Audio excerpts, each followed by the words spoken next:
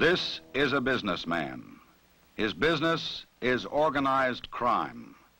His products include gambling, narcotics, vice, loan sharking, stolen goods, labor racketeering, and goons for hire.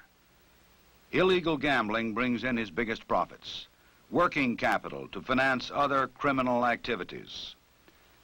Bribery and corruption of public officials, including some police officers, almost always accompany large-scale illegal gambling. The law enforcement officer must avoid any such involvement. Besides corrupting the community he is sworn to protect, involvement puts him in personal jeopardy from local statutes and from the Organized Crime Control Act of 1970. This provides federal penalties for public officials who conspire to obstruct enforcement of local laws against gambling. Besides protection, organized crime provides layoff service for bookmakers and numbers operators, two of the largest illegal gambling activities. This call comes from the office of a numbers operation. The office manager may be called a controller, the office a drop, checkup, or counting house, the clerk's inside men, varying with the locality. Here, numbers bets are received and tallied, necessary records kept. Numbers operations take bets on number groups, usually 3, in a given order. Digits are determined by drawing, as in policy and bolita, or by daily published figures such as pari-mutuel payoffs, treasury balances, or stock exchange action. A lookout guards the outer door to the numbers office. But this and the other elaborate security precautions are no match for good police work. A stakeout team has had the building which houses the numbers office under visual observation. Binoculars pick up significant details of visitors and their cars. A telephoto camera records any suspicious activity to be later used as evidence. From this command post, the officer in charge maintains radio contact with other police units, prepared to coordinate the coming raid with citywide arrests of numbers salesmen. The numbers salesman is usually called a writer. He may work a regular route or from a fixed place of business. Most of the bets are small, but the day's total will be surprisingly large. The marker lists the 3-digit number and the amount bet. Markers are prepared for secure delivery to the pickup man or runner. But numbers sellers need customers. They cannot long remain unknown to the police. Winning numbers are called hits. The writer pays off his few lucky winners. The payoff on a straight 3-number bet runs from 400 to 600 to 1. Smaller odds are paid on cut numbers, those heavily played because of superstition or other reasons. Correct odds should be 999 to 1. This differential leaves a small percentage for the writer, huge profits for the numbers operation. The temporarily happy winner is not the target. The stakeout waits for bigger gain. The runner works for the office or bank that owns the numbers operation. He controls as many writers as he can handle. He makes his pickup like an ordinary customer to avoid detection. This time it doesn't work. His departure is noted, and the command post watching the numbers office is alerted for his arrival. The runner reaches the innocent-seeming outer door of the numbers office. The lookout's signal clears him through the secured door inside. Unit 5, take the lookout as planned.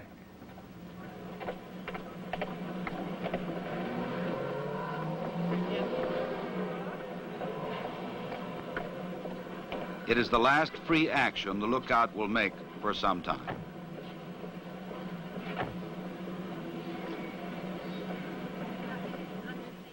The heavy door with its alarm system is opened for the runner, bringing in the last of the day's bets. The cash has probably been routed separately to another location called the bank, headquarters, or clearinghouse. The clerks have run up the totals, and the controller is ready to make any necessary layoffs on heavily played numbers through an agency of organized crime.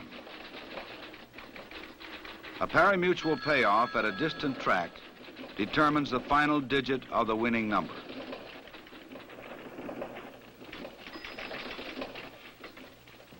Unit 3, lookout neutralized.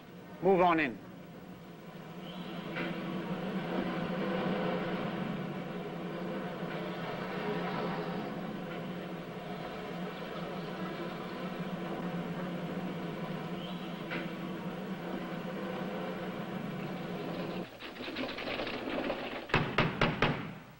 Police, we have a warrant. Open up.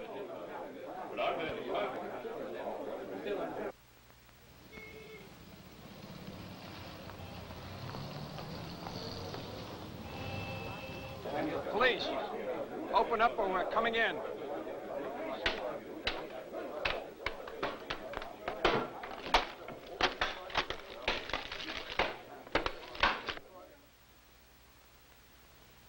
Judicial approval may authorize immediate entry without waiting for permission.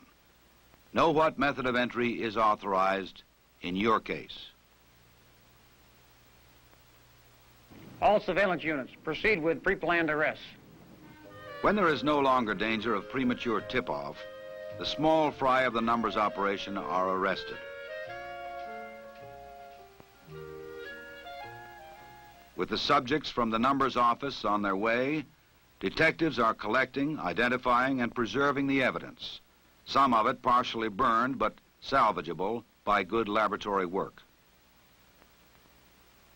The patrolman guarding the rear exit during the raid brings in the important records that literally fell into his hands. Usable evidence results from good police work, planning the raid for maximum evidence and for swift entry to prevent its destruction. Effective, uncompromising law enforcement can make numbers operations increasingly hazardous and unprofitable. Illegal dice or card games and gambling casinos are often linked with organized crime and the corruption which is its trademark. Gaming may be found in the plush, legalized gambling casinos of Las Vegas. It may also be found in illegal floating dice games, often set up in hotel or motel rooms for their one-night stands. The equipment can be transported in a suitcase. Every part of it, from the layout to the dice, is suspect. So are the operator and his assistant.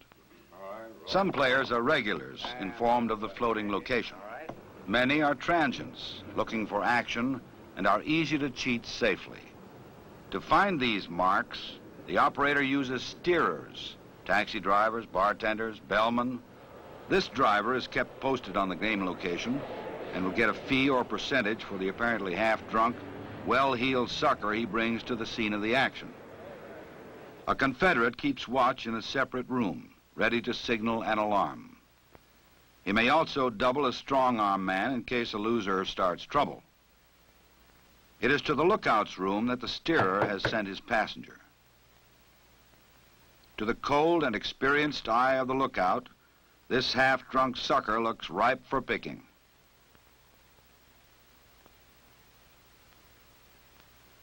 He gives him the room number of the floating crap game and signals the operator to expect him. This time they have the wrong sucker, a suddenly sober undercover detective. His concealed mic gets word to the team waiting below. Unit 5, this is T1. The lookout in 514 has an alarm buzzer in the door frame. I'm proceeding to the game in 519. Monitor me and execute the plan when gambling is established.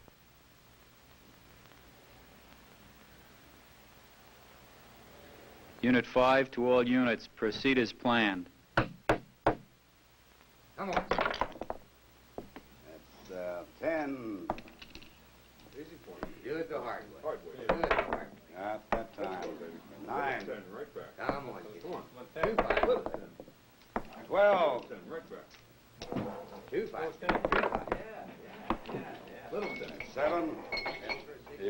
Beautiful. about some chips? Chips, a handle of chips. What's that worth? About $20. About 20. Take a big 20 there for you. Go. Little chips. All yours. Hey, here we go. Here we go. Here we go. How they run it? Ooh. 10. What's the point? What's the point? 10's the point. 10's the point. 10's the point. 8. Okay, baby. Okay. Okay. Let's go. Come on there. That's 4. That's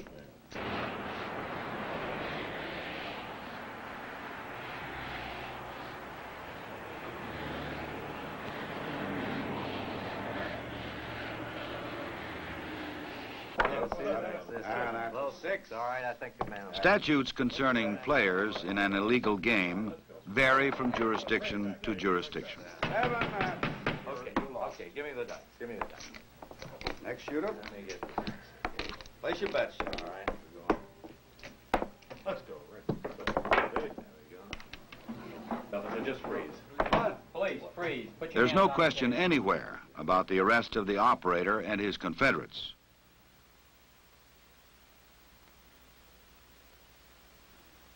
Besides police testimony, the case will depend upon the considerable amount of physical evidence and its nature. It will be carefully identified, marked, and preserved for the trial. Good police work by an undercover detective has put this illegal gambling operation out of business. Bookmaking is a most profitable enterprise for organized crime, which provides two essential services to the individual bookmaker: laying off his bets and furnishing the information he needs to calculate his odds. The largest amounts of money are bet on sports events: football, basketball, ice hockey, and baseball. Horse betting, once the bookmaker's standby, is next in volume. A successful bookmaking operation depends upon rapid relay of odds, line information, and results. Expert sports handicappers, often employed by organized crime, provide the analysis upon which odds are based: team and player records and condition, location of the game, probable weather. The bookmaker uses long-distance phone to get this information, fast and frequently. He also makes out-of-town calls to the bankers of organized crime to lay off his bets and keep the book in balance. So that these incriminating toll calls are not charged to the apartment he rents for a few hours each day, he has attached to the telephone an electronic device, the blue box. Like all evasive devices, it violates telephone company regulations. The blue box circuitry permits the user to make toll-free, unrecorded, and untraceable calls wherever direct distance dialing is available. Through the blue box phone, the bookmaker gets the latest point spreads on the college games he is booking. On football or basketball, the bettor usually wagers $11 on a pick'em basis to win 10. Point spreads reflect the handicapper estimate of the competing teams.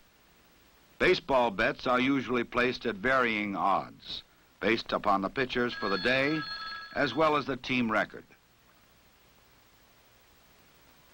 To receive the incoming calls from bettors on which his livelihood depends, the bookmaker relies on several devices which may keep his location or private phone secret. One is the backstrap, a simple circuit which connects the bookmaker's unauthorized extension to an authorized and listed telephone at a nearby but separate and clean location. Another way to prevent his incoming calls being traced or his location revealed is by installing a black box, a somewhat more complex electronic device. It absorbs the electrical impulses on incoming calls so that they do not record at the telephone company's central billing equipment. This bookmaker, however, uses the more sophisticated cheese box to conceal his location and private telephone number. He maintains a private phone elsewhere than the apartment from which he works, with a number known only to him. He keeps an open line from his apartment to this phone at prearranged hours known to his customers. They have a different number to call, connecting them with still another phone, which may be in an empty room or other clean location. This call is switched through the cheese box to the bookmaker's private phone, also in a clean location. Then, during the hours that he monitors this phone from his apartment, he can converse with the customer, who has called an entirely different number to reach him. Other elements in the elaborate screen of deception may be markers or records on instantly disposable water-soluble or flash paper.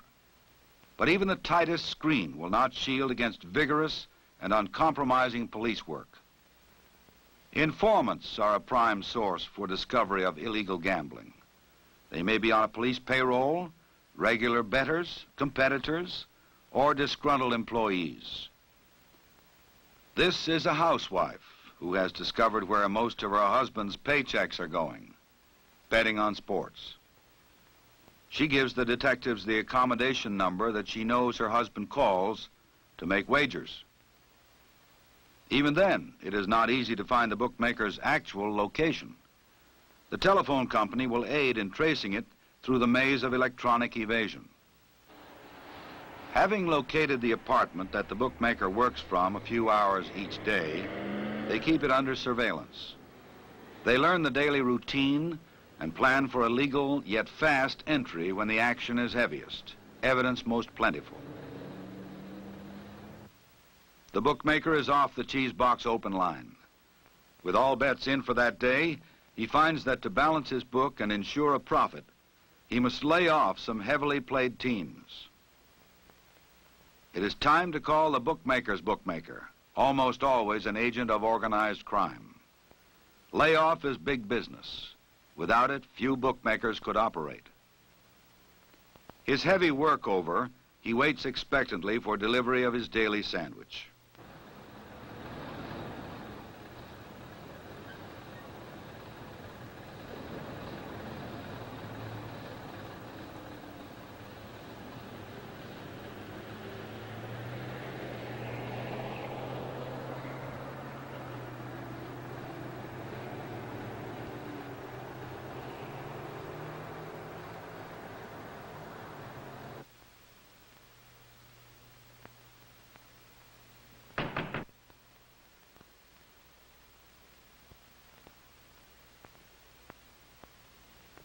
Information leads to investigation.